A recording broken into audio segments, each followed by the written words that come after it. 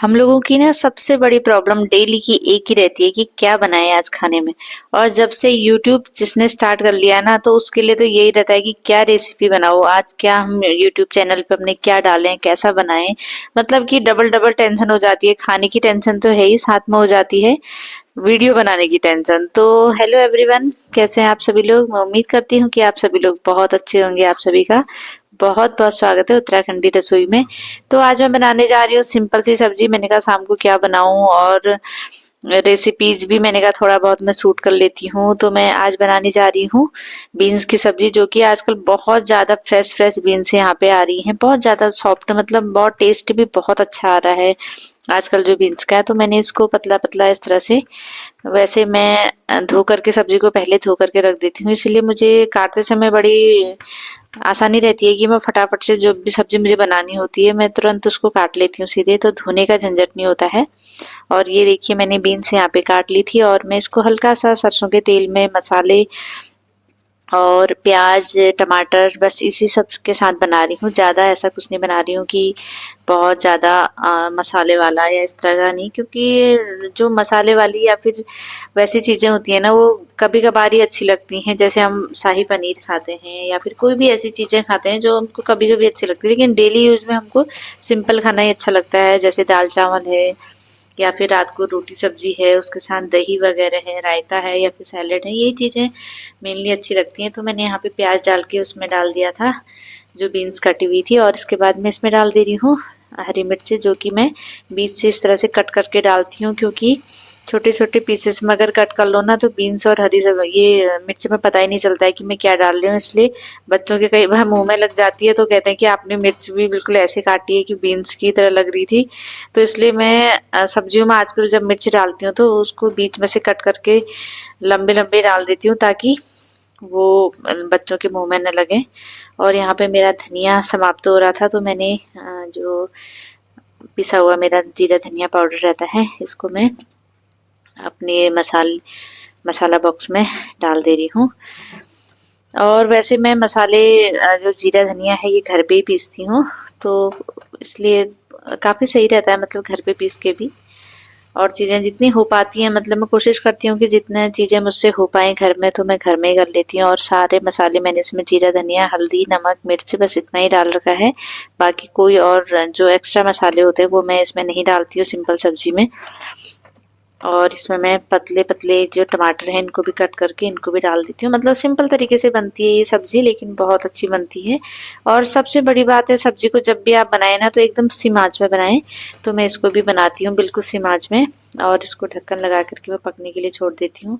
तब तक बहुत सारे काम हो जाते हैं। जैसे दिन के बर्तन मैंने धो रखे थे चाय पानी वगैरह के, तो मैं इनको भी तब तक सूख गए हैं तो इनको रख देती हूँ, क्योंकि बर्तनों को सूखना ज़रूरी होता है, वरना फिर ये बोर्ड वाली चीज़ें हैं तो इसमें गीलापन आ जाता है। इसलिए बर्तनों को सुखा करके जिसका जहाँ जगह थी वहाँ रख देती हूँ। मिक्सी वगैरह में यहाँ रखती हूँ।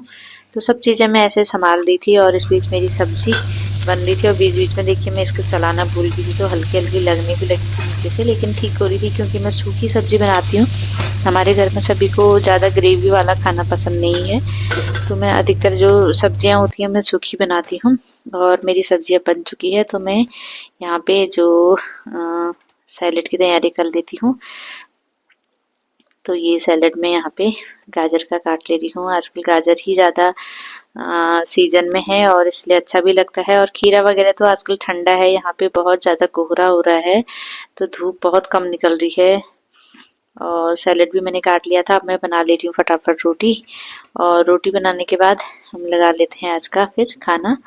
तो सिंपल सा ये डिनर में मैं बना रही थी खाना। तो अधिकतर हम लोगों की रोज़ की यही प्रॉब्लम रहती है कि भाई क्या बनाएं। और रोजी रोटी सब्जी तो हम डेली बनाते हैं, लेकिन लगता है कि रोज रोज एक ही वीडियो कैसे डालें, तो ये बहुत बड़ी प्रॉब्लम रहती है। तो मैंने कहा चलो कुछ नहीं, आज मैं यही शूट कर लेती हूँ, यही वीडियो बना लेती हूँ। और यहाँ पे देखिए मेरी रोटी सब्जी बन चुकी है, और मैं दही मैं साथ में सर्व कर रही हूँ। दही वैसे जाड़ों में कम खाते हैं, लेकिन कभी कभार अच्छी लगती है थोड़ी बहुत। और सूखी सब्जी के साथ दही हो या फिर रायता हो, ये उन चीज़ें काफ़ी अच्छी लगती हैं। तो ये देखिए तैयार है हमारी प्लेट, और ये खाना हमारा बन चुका है। तो मैं लगा लेती हूँ खाना। और आप लोग को ये कैसा लगा आज का खाना, सिंपल सा, ज़रूर बताइए। और साथ साथ में मुझे करने हैं बहुत सारे काम। उसके बाद हमने भी खाना पीना खाया और उसके बाद किचन का बहुत सारा काम जो हो जाता है मैं शाम को पूरा फिनिश करके ही सोती हूँ, क्योंकि समेटना समेटना रहता है। तो मैंने सारे बर्तन वगैरह, आजकल मैं बर्तन आगे वाले सिंक में धो रही हूँ, क्योंकि हमारा पीछे वाले सिंक का जो गीजर है वो ख़राब हो रहा है, तो पानी बहुत ठंडा आता है। तो मैं हमारा जो किचन वाला सिंक है उसमें धो रही हूँ, वॉशिंग एरिया वाले सिंक में नहीं धो रही हूँ आजकल बर्तनों को, इसीलिए यहीं पर धो लेती हूँ। तो सारे बर्तन धो देती हूँ मैं। चलिए तब तक मैं दे देती हूँ आज का शाउट आउट। तो पहला शाउट आउट है बेस्ट कमेंट के लिए टेस्टी फूड बाय सीपी। तो इनका नया नया चैनल है और बहुत अच्छा चैनल है, तो प्लीज़ आप इनको ज़रूर सपोर्ट कीजिए। और बहुत अच्छी वीडियोज ये बनाती हैं, तो प्लीज़ आप सपोर्ट कीजिए। और अगला जो शाउट आउट है वो 100 कमेंट्स के लिए है, वो है मेरी मेंबर जिया नाज की रसोई। तो इनका भी बहुत अच्छा चैनल है और बहुत मेहनती हैं, तो प्लीज़ आप इनको भी ज़रूर सपोर्ट कीजिए। और जो अगला शाउट आउट है वो है वो भी मेरी मेंबर ही हैं, कुकिंग एंड डेली व्लॉग। तो इनका भी बहुत अच्छा चैनल है, बहुत मेहनती हैं, ये मेरे नए मेंबर जुड़े हैं मुझसे। तो इनकी भी बहुत अच्छी वीडियो जो बनाती है, खाना वाना बहुत अच्छा बनाती हैं, तो प्लीज़ आप इनको ज़रूर सपोर्ट कीजिए। मैं इन सभी का लिंक अपने कम्युनिटी पे लगा दूंगी। और ये देखिए मैंने सब्जी की कढ़ाई जिसमें बनाई थी, पूरी काली हुई है। मैंने इसका शॉर्ट भी डाल रखा था एक, कि आप लोग कई बार मुझसे पूछते हो ना कि आप कढ़ाई आप किससे साफ करते हैं, कैसे साफ करते हैं। तो मैं बस स्कॉच ब्राइट के स्क्रबर से साफ करती हूँ इसको, और इसमें हल्का सा विम लगा के बस। हाँ, थोड़ी सी आपको हाथों की मेहनत तो करनी पड़ेगी, थोड़ी सी ताकत लगानी पड़ती है, लेकिन उसके बाद जो कढ़ाई है ना वो एकदम साफ हो जाती है। और ये स्कॉच ब्राइट का जो स्क्रबर है ना बहुत अच्छा होता है, ये ग्रीन वाला। तो आप अगर जब भी अगर आपकी कढ़ाई है या फिर इस टाइप के कोई बर्तन है ना जो साफ नहीं होते हैं, तो इस वाले स्क्रबर से करिए, जरूर साफ हो जाएंगे और बिल्कुल चमकदार नए से बन जाते हैं, बहुत अच्छे। तो मुझे तो ये स्क्रबर बहुत अच्छा लगता है इस चीज़ के लिए, लोहे के बर्तनों को, लोहे की कढ़ाई को या तवा वगैरह साफ करने के लिए। तो मैं इसी से करती हूँ। तो चलिए मैं आपको इसको धो करके दिखाती हूँ कि ये बिल्कुल कैसे चमकदार नई जैसी कढ़ाई हमारी हो चुकी है। तो ये देखिए कढ़ाई बिल्कुल चमक गई है, नज़दीक से भी मैं दिखा दे रही हूँ, तो आपको लगेगा कि नहीं ये कि वही कढ़ाई है जो कि अभी आपने बिल्कुल काली पड़ी थी।